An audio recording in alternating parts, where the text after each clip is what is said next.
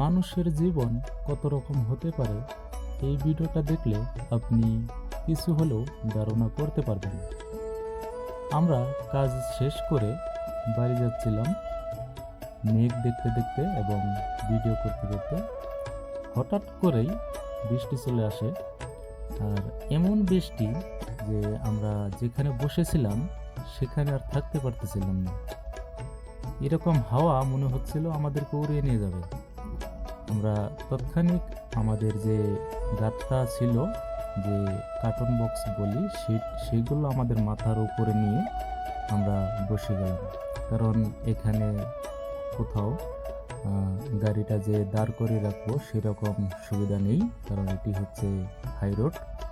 বৃষ্টি আসার আগ মুহূর্তে আমরা ভিডিও করছিলাম, সবাই খুবই আনন্দে যাচ্ছিলাম। মেঘগুলো দেখতে খুবই চমৎকার দেখাচ্ছিল, সেজন্য ভিডিও করতেছি।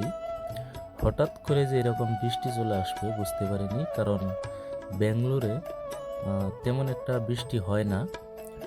মেঘ দেখা গেলেও সেই মেঘ কিন্তু 10 মিনিট বা 20।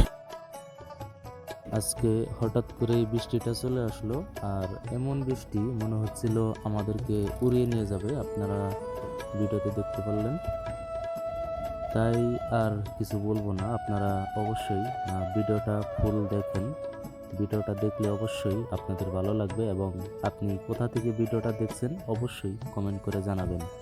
আমি ইন্ডিয়া আসাম থেকে বলছি, সুলেমান খান। বর্তমান ব্যাঙ্গালোরে আছি। আমি বাড়িতে মুরগির খামার করতাম।